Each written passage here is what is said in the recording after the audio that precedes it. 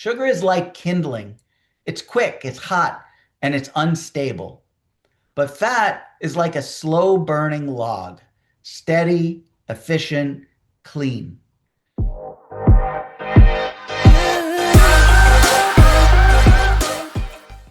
You've been told for decades that fat is bad for you, that it clogs arteries, it raises cholesterol, it makes you fat. So we removed the fat and replaced it with sugar, grains, and seed oils. And what happened? We got sicker, we got fatter, and we became more inflamed. We didn't at all solve the problem, we made it worse.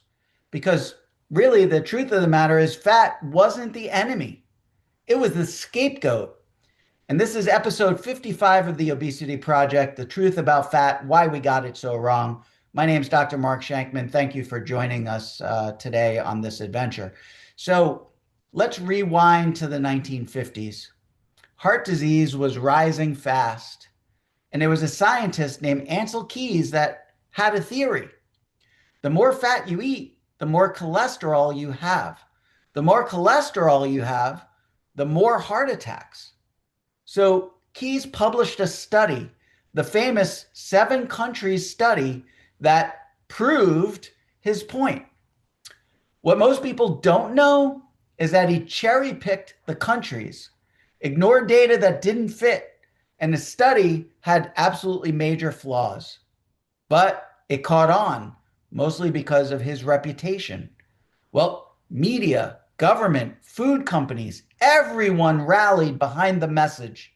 Fat is bad. So we created the food pyramid. We pushed low-fat diets. We demonized butter, steak, eggs, egg yolks, and started a war on fat. But here's what happened next. From 1980 to 2000, Americans ate less fat and ate far more carbohydrates. So we replaced fats with things like sugary yogurts and low-fat cookies and cereal bars and so-called heart-healthy grains. And what happened in that period of time from 1980 to 2000? Obesity tripled. Type 2 diabetes soared. Metabolic syndrome exploded. And multiple large studies, including the Women's Health Initiative, which followed nearly 50,000 women, found that low-fat diets did not reduce heart disease or cancer risk. The very thing that we were told would save us failed. Because fat was never the problem. It was the sugar, the insulin, the constant snacking, the seed oils. These are the things that devastated the American and Western diet and health. So fat isn't just okay. Fat is essential. Your body needs fat for hormone production, things like testosterone and estrogen and cortisol, all critical hormones for our health. Our body needs fat for brain health. Your brain is nearly 60% fat. Most people don't talk about that, but fat is absolutely necessary for brain health. We need it to absorb fat-soluble vitamins, vitamins like A and D and E and K. And then we need fat for satiety and stable blood sugar. And unlike carbs, fat doesn't raise insulin. That is the major key. Eating fat does not make you fat. Storing fat does, and that is simply driven by the hormone insulin. So, would you like a fast analogy? Sugar is like kindling. It's quick, it's hot, and it's unstable. But fat is like a slow burning log, steady, efficient, clean. So when you train your body to burn fat for fuel, you don't just lose weight. You reclaim stable energy, mental clarity, and hormonal balance. So if fat isn't the problem, what is? Well, I've talked about many of these things before. First and foremost, seed oils. So oils like soybean and corn and canola And these are industrial fats that are made by using high heat, by utilizing solvents and chemicals. This is an industrial, I can't even say it's an oil, it's an industrial chemical concoction. And they're oxidized, they're inflammatory, and they're in everything that's highly processed. The other problem is refined carbohydrates and sugar. These foods, so-called foods, spike insulin, fuel fat storage, and cause a very reactive hunger. So you eat these refined carbohydrates and sugar, you get that spike in insulin, which drives your blood glucose down.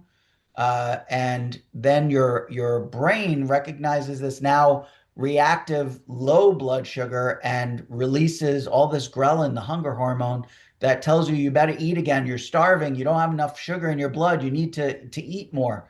And these are the real drivers of metabolic dysfunction. Not your avocado, not your eggs, not your red meat. So how do we go about using fat properly? Well, first we need to eat natural fats that humans have consumed for thousands of years. Things like grass-fed beef and wild salmon, egg yolks, butter and ghee, olive oil, avocado oil, coconut in moderation. So we want to pair the fat with protein for better satiety. We also don't want to mix high fat with highly refined carbohydrates. That combo is a deadly combo. It spikes insulin and calories and can do some major damage on the scale.